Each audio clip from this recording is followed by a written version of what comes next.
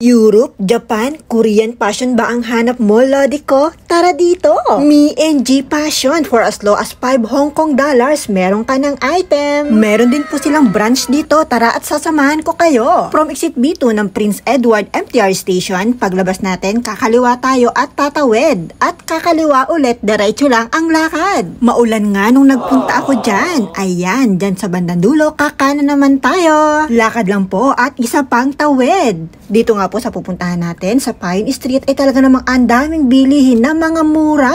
Isa rin to sa mga sikat na street dito sa Hong Kong. At nandito na nga tayo sa Pine Street. Welcome! Baybayin hanggang dulo at busugin ang mga mata. At dito nga po sa kanan, diretso lang ang lakad. Ang daming tukso sa paligid.